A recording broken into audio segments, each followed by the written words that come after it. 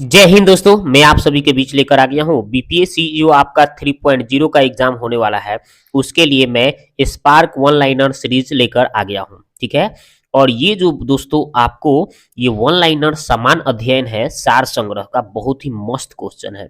अभी तकले 32 वर्षों में जितना भी क्वेश्चन पूछा गया है ना, लगभग 14,000 प्रश्न पूछा गया है बीपीएससी के, या बिहार से जितने भी एग्जाम हुए हैं उन सभी का इसमें संग्रह किया गया है, इकट्ठा किया गया है। और 205 सेटों का संग्रह है ये। तो ठीक है। और 1992 से लेके अभी 2023 तक ले का इसमें पूरा दिया हुआ है। तो चलिए इसी को हम डिस्कशन कर रहे हैं। तो ये हमारा 10वां पार्ट है। इसके पीछे जितने भी पार्ट है नहीं देखे हैं तो हमारे चैनल के प्लेलिस्ट में बना हुआ है, उसको आपको जाकर अच्छी तरह से देख लेना चाहिए। ठीक है। तो चलिए देखते हैं, इसको शुरू करते हैं। तो देखिए यहाँ पे क्वेश्चन है कि आर्यों ने भारत में किस घाट से प्रवेश किया था। तो बोलन। ठीक है। आगे है सुदोधन किस राज का राजा था। तो आपका कपिल वस्तु। ओके। अगला है कि भारतीय नेपोलियन के नाम से किस भारतीय राजा को जाना जाता है। तो समुद्रगुप्त। अगला है श्रीलंका में बौद्ध धर्म के प्रचार के लिए अशोक ने किसे भेजा था। तो संघमित्रा को भेजा था। आगे है कि नंद वंश का अंतिम शासक कौन था। तो घनानंद था। अगला है कि गुप्तकालीन युग में आयुर्वेद के सबसे प्रसिद्ध वैद्य कौन थे। तो धन्वंतरी था। आगे है हिंदू धर्म के प्रचार के लिए 4 मठों को किसने स्थापित किया था। तो शंकराचार्य ने किया था। आगे है कि चित्तौड़ के विजय स्तंभ का निर्माण किसने करवाया था। तो राणा कुंभा ने कराया था। अकबर के समय भूमि का सर्वोत्तम प्रबंधन किसने किया था। तो राजा टोडरमल ने किया था। अगला क्वेश्चन है कि जहांगीर के दरबार में आने वाला प्रथम दूत कौन था। तो सर टॉमस रे था। अगला क्वेश्चन है कि शिवाजी के गुरु कौन थे। तो आपका दादाजी कांड देव थे।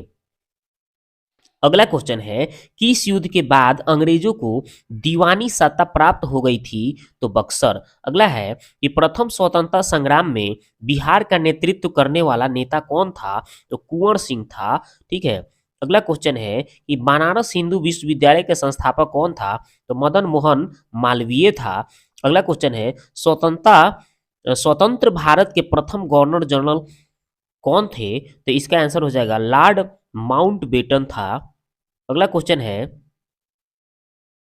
भारतीय संसद के संसद के दोनों सदनों की संयुक्त बैठक की अध्यक्षता कौन करते हैं। तो लोकसभा के अध्यक्ष करते हैं। अगला है कि एक विशेष दिन में लोकसभा में अधिकतम कितने तारांकित तारांकित प्रश्न पूछे जा सकते हैं। तो 20 प्रश्न पूछे जाते हैं।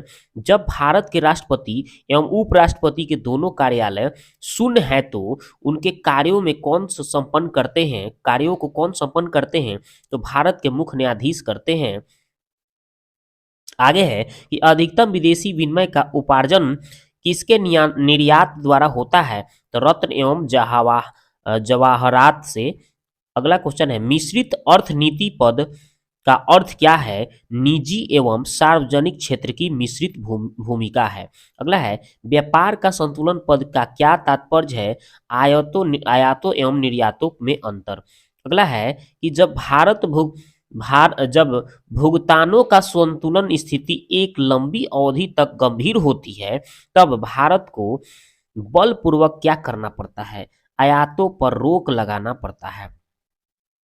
अगला है समस्त आपूर्ति की तुलना में समस्त मांग के अत्यधिक वृद्धि के फलस्वरूप कीमतों के सामान्य स्तर में नियमित वृद्धि क्या कहलाती है। मांग तान मूल्य वृद्धि। आगे है कि बजट में आर्थिक घाटा का तात्पर्य क्या है।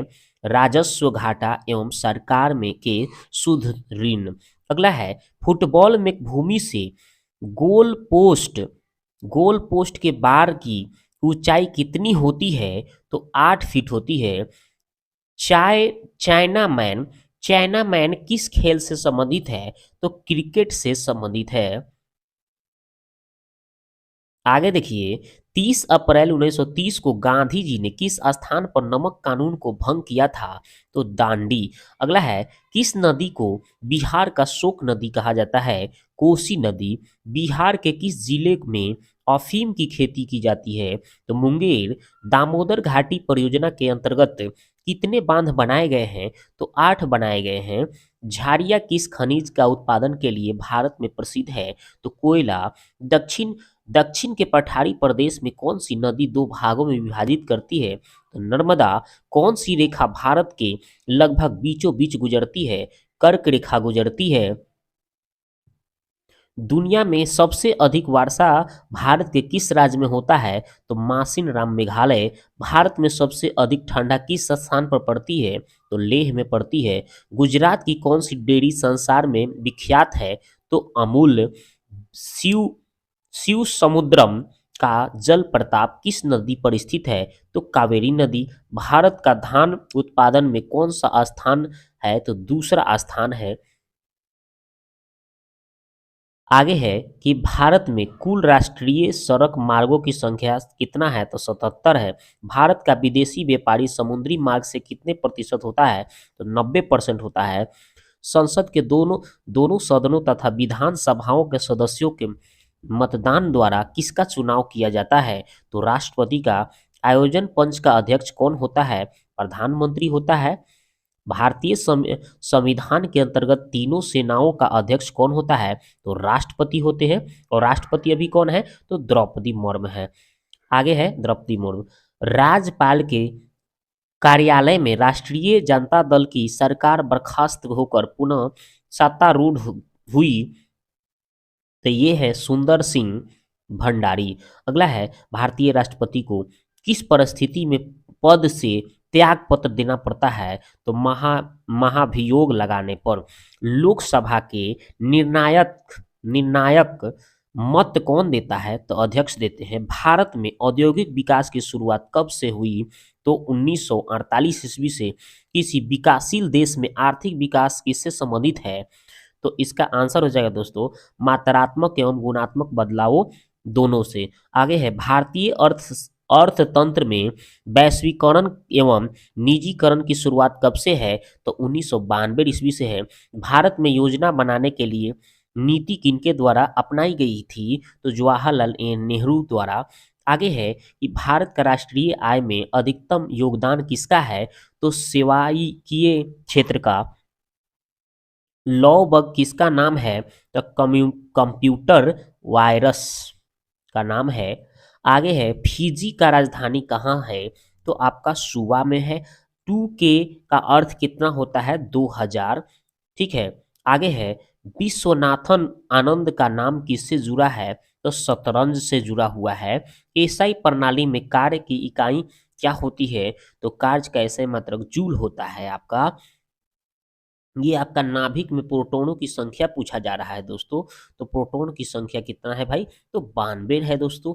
एक इलेक्ट्रॉन की संहति कितनी होती है? तो 9.1 गुणे 10 के पावर -31 किलोग्राम। आगे है, किसी पदार्थ की उसकी गति से प्राप्त की गई ऊर्जा को क्या कहते हैं? गतिज ऊर्जा कहते हैं। आगे है कि सफेद प्रकाश की उसके 7 रंगों में विभाजन की प्रक्रिया क्या कहलाती है? वर्ण विक्षेपण कहलाती है। सौर कोष प्रकाश ऊर्जा को किस में परिवर्तित करता है? तो विद्युत ऊर्जा में। कौन सा पृथ्वी का प्राकृतिक उपग्रह है? चंद्रमा है। पृथ्वी एवं सूर्य के बीच औसत दूरी कितनी होनी क्या कहते हैं? तो एस्ट्रोनॉमिकल यूनिट बोला जाता है दोस्तों। पृथ्वी के वातावरण में ऑक्सीजन का प्रतिशत लगभग कितना होता है? तो 21% होता है। प्रथम कृत्रिम उपग्रह का नाम क्या है दोस्तों? तो आपका स्पुतनिक 1 नाम है। एक भू स्थिर उपग्रह का आवर्तकाल कितना होता है? तो 24 घंटे होते हैं दोस्तों। भूकंप के आने के समय वह उसमें उत्पन्न तरंगों की तीव्रता लिपिबद्ध विवरण किससे किया जाता है? तो सिस्मोग्राफ से किया जाता है दोस्तों। आगे है कि ध्वनि तरंगों के में किसके कारण प्रतिध्वनि पर उत्पन्न होती है? तो परावर्तन के कारण। किस उपकरण का प्रयोग समुद्र की गहराई मापने में किया जाता है? तो फायदोमीटर। रेल की पटरियों के बीच में थोड़ी खाली जगह क्यों छोड़ दिया जाता है? तो ऊष्मा के दौरान प्रसारण हेतु छोड़ दिया जाता है, प्रसारण देने हेतु। अवस्था परिवर्तन की अवधि में तापक्रम क्या होता है, स्थिर रहता है दोस्तों। आगे है कि आपका एक वाष्प इंजन ऊष्मीय ऊर्जा को किसमें परिवर्तित करता है, तो यांत्रिक ऊर्जा में। प्लास्टर ऑफ पेरिस का रासायनिक सूत्र क्या होता है, CaSO4 होल ट्वाइस 2H2O। ठीक है, आपका यही इसका प्लास्टर ऑफ पेरिस का क्या होता है, रासायनिक सूत्र होता है दोस्तों। ठीक है, आगे देखते हैं। शुद्ध शुद्ध सोडियम धातु किससे प्राप्त की जाती है, तो विद्युत अपघटन से। एल्यूमिनियम एल्यूमिनियम का अयस्क किसका है, बक्साइट। एल्यूमिनियम का अयस्क का नाम क्या है, बक्साइट होता है। यदि तांबों को गर्म सांद्र नाइट्रिक अम्ल के साथ प्रतिक्रिया कराया जाता है तो कौन सा गैस बनता है, तो nitrous oxide N2O, nitrogen oxide बनता है। शुद्ध सिलिकॉन किस धातु के रूप में प्रयोग होता है, तो अर्धचालक के रूप में। कार्बन के कितने अप्रूप हैं, तो 2 अप्रूप होता है, हीरा और ग्रेफाइट। कौन सा फास्फोरस वातावरण में जलने लगता है, तो पीला। कौन सा फास्फोरस वातावरण में जलता है, जलने लगता है, तो पीला लौह में जलता है। आगे है कि कार्बन कार्बन के बीच में कितने आबंध होते हैं, तो आपका कोवैलेंट होता है, जिसमें आपका कार्बन कार्बन के कितने होते हैं भाई, तो कार्बन कार्बन। ठीक है, तो 2 कार्बन जो होता है आपका, क्या देख रहे हैं, एक आबंध से भी जुड़ सकता है, 2 आबंध से भी जुड़ता है, 3 आबंध से भी जुड़ता है, आपको पता है ना। एल्केन एल्कीन एल्काइन सूत्र, इसके हिसाब से कार्बन कार्बन के बॉन्ड का नाम क्या है, तो कोवैलेंट नाम होता है, याद रखिएगा। अगर CH4 बोल दे दोस्तों कोई, तो क्या इसको अगर आप संरचना, इसका नाम तो मेथेन हो गया, अगर इसका कोई संरचना पूछ दे आपका CH4 का, तो आप कैसे लिखेंगे, ऐसे लिख देंगे। इसका H कितना हो जाएगा, 4 गो H हो जाएगा, और इसमें 4 गो बॉन्ड लगा रहता है। ठीक है, याद रखिएगा। ऐसे कार्बनिक यौगिक जिनका आणविक सूत्र एक हो परंतु जिनकी संरचना अलग अलग हो, उसको हम आइसोमर कहते हैं। आगे है, इथिलीन एवं ब्रोमीन की प्रतिक्रिया का नाम एडिशन बोला जाता है। साबुन बनाने की प्रक्रिया क्या है, तो आपको इसको क्या बोला जाता है दोस्तों, सैपोनिफिकेशन बोला जाता है दोस्तों। आगे है, परमाणु ऊर्जा के लिए किस तत्व का प्रयोग होता है, तो यूरेनियम का होता है। अम्ल क्षार के परीक्षण के लिए किसका प्रयोग किया जाता है, तो लिटमस पेपर का प्रयोग किया जाता है। भारी जल का सूत्र होता है ड्यूटोरियम, यानी ड्यूटरस D2 होता है, भारी जल का सूत्र होता है दोस्तों। पटकृमि क्या है, तो अंतःपरजीवी होता है। अकेसिया क्या होता है, तो शुष्क फरोही होता है। न्यूजीलैंड की कौन सी चिड़िया परिमृत होती है, तो कीवी। जीवित कोशिका, आगे है कि जीवित जीवित कोश की सभी प्रक्रियाओं का कोश कौन सा अंग नियमन करता है, तो न्यूक्लियस कहा जाता है दोस्तों। पशु कोशिका में कौन सी अंगिका कभी नहीं पाई जाती है, तो कोशिका भित्ति पाया जाता, कोशिका भित्ति। किस जीव में कसाभ कसाभ पाया जाता है, तो युगलिना में पाया जाता है दोस्तों। कौन सा जीव मृतोपजीवी पोषण लेता है, तो म्यूकर। जाकर जारक श्वसन के दौरान कौन सा संपूर्ण ऑक्सीकृत होता है, तो ग्लूकोज होता है। ठीक है, पचे हुए खाने में मौजूद विषैले पदार्थों का कौन सा अंग चूषण करता है, तो वृक्क। जड़ के द्वारा वनस्पति प्रजनन कौन दर्शाता है, तो आपका दे रहा है शकरकंदी। ठीक है, अगला क्वेश्चन है, एनीमिया का क्या लक्षण है, ढीली और सिकुड़ी त्वचा। आगे है, मलेरिया किससे होता है, तो प्लाज्मोडियम वायरस से वाक्स से होता है। ठीक है, हरे पौधे सूर्य प्रकाश की कितनी ऊर्जा का उपयोग कर सकते हैं, तो 2.2%। हेमोग्लोबिन की उत्पत्ति किससे संबंधित है, तो लोहा। मानव शरीर की 3 कोष में गुणसूत्रों की संख्या कितनी होती है, 46। आपका तन कोष में उड़ रहा है, तो गुणसूत्र कितना होता है, तो 23 जोड़ा, यानी 46 गो होता है। ये आपको तो पता ही होगा मानव शरीर में। आगे है कि +1 डायोप्टर शक्ति वाला लेंस की फोकस दूरी कितने के बराबर होनी चाहिए, तो 100 सेमी के बराबर होनी चाहिए। जल का घनत्व तो अधिकतम कितना होता है, तो 4 डिग्री C होता है। ये देखिए क्वेश्चन पूछा हुआ है। आगे देखते हैं, एक वस्तु को जब एक तरल में निमज्जित की जाती है तो उसके द्वारा हटाए जाने पर तरल वजन के बराबर बराबर प्रणोद का अनुभव होता है, यह किसका सिद्धांत है? तो आर्किमिडीज के सिद्धांत है।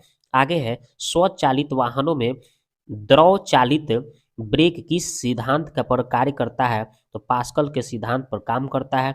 किस अम्ल में COOH समूह नहीं पर रहता है? तो पिक्रिक अम्ल में। ब्लीचिंग चूर्ण का प्रयोग मुख्य रूप से किसमें होती है? तो जल को विसंक्रमित करने के लिए होती है। आगे है DDT क्या होता है दोस्तों? तो कीटनाशी दवा होता है। कौन सा गैस हवा में हल्का होता है? तो अमोनिया आपका हवा में हल्का होता है। रेडियम क्या है दोस्तों? तो रेडियोधर्मी तत्व होता है। न्यूट्रॉन की खोज किसने किया था? तो चैंडविक ने किया था। पेंसिल में किसका उपयोग किया जाता है? तो ग्रेफाइट का उपयोग किया जाता है। द्विपद नाम पद्धति का प्रचलन किसने किया था? तो लिनियस ने किया था। किसे जैविक खाद के रूप में प्रयोग किया जाता है? तो एजोला का। आगे है किस विभाजन द्वारा एक जीव में गुणसूत्रों की संख्या को कायम रखा जा सकता है? तो सूत्री विभाजन के द्वारा। आगे है कि ईस्टो का किण्वन क्रियाकलाप में प्रयुक्त होने वाले कच्चा पदार्थ क्या होता है? तो शर्करा एवं फल रस होता है। लाइसोजोम को कौन और किस नाम से भी जाना जाता है? आत्मघाती की थैली के नाम से भी जाना जाता है।